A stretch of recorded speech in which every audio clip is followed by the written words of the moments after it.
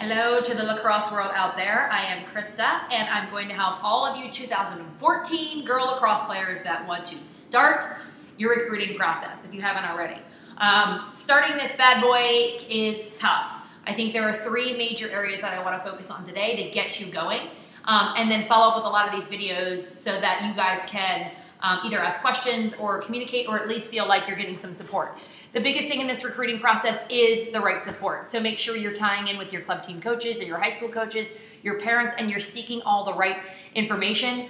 I can tell you I have been doing this for over 10 years for club lacrosse girls, and the information changes so rapidly. So communicating with different college coaches and trying to aggregate all the information and resources that are available and streamline it to you in a consolidated, easy to follow way.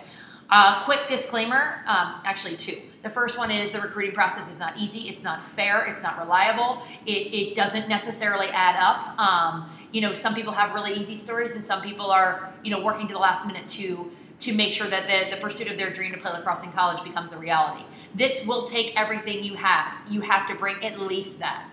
The second disclaimer is that I do represent recruitingtrack.com and use that as a major tool and resource for the girls that are in my own club team programs, because it is a 24/7 project management software service that allows you access to information 24/7. There's documents on that website that I will reference here as support tools to help you better understand the scope of this process and also how to execute within it. Without further ado, I think there are three different categories that girls need to consider as they sort of prepare. It's prudent of you to make sure that you're backing it up with your own research, obviously, and that you're communicating with any of the people in your life that are on your life team, as I like to say, or your network of people that are truly invested in what you want for your college career, not necessarily what they want for you. The first thing is a professionalism. So as you hit to the recruiting track, again, if you don't have a membership, you can get one. If not, this is just a couple of tips.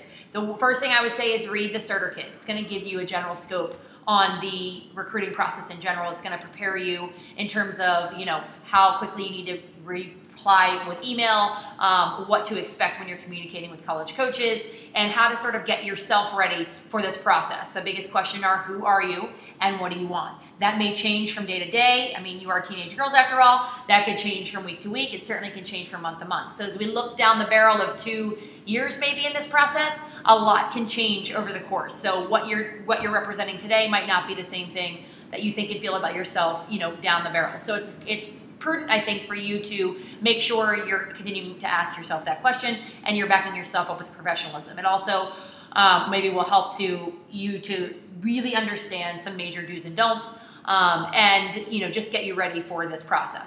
The second biggest thing is how to create your list. So how will you create a list that whereby you would contact these college coaches, especially now since the recruiting process is becoming so aggressive. And obviously, I would send you to the document on the recruiting track, Creating Your List, which is a comprehensive guide from every angle with ways and questions that ask you to consider. Obviously, the biggest one is a broken leg test. I think a lot of you guys that are sophomores and feel, you know, that you're unbreakable at this point, how could you in 4 years consider that you might break your leg, not be able to play lacrosse, and are you at the right school? While I understand that that might not be the primary thing you're thinking of right now, it should be one of the things that you're thinking about right now. Are you going to pursue schools that will fit you all the way around? And I think there are three different categories to consider. First is academics, which you should be creating your list based on those academics. Secondly is the athletic opportunities there, lacrosse or otherwise, whether you want to play Division 1, 2, 3, NAIA, whether you want to play club. There are so many different lacrosse opportunities out there, you know, and other sports as well. In case you want to be a two-sport athlete, what would you consider? And finally, the social aspect or the extracurriculars. So you want to make sure that, you know, those schools on your list are sort of like fully functioning to fill all those needs or wants that you have identified. And lastly, a couple of ways of how to start to communicate. Attached with this email or with this YouTube video is actually an email template to communicate with college coaches at this point. So young and so early, I'm really a big, huge fan of a classic cover letter and resume. I think that time is of the essence at this point, and that most college coaches might say that they that they don't care about that so long as they're getting the right information on you, which would clearly be your academic information, maybe what classes you're taking and where you're going to be playing, so that they can see you. A lot of that other stuff might unfold further down the line if you find your way onto their recruiting list.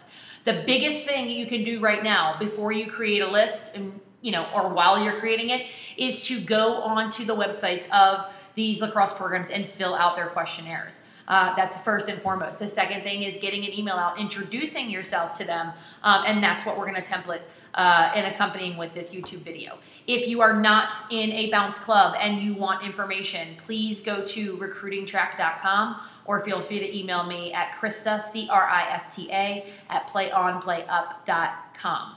I hope this gets you started, and there's again so much information. Please look at all of the resources out there, and I hope that we can help you.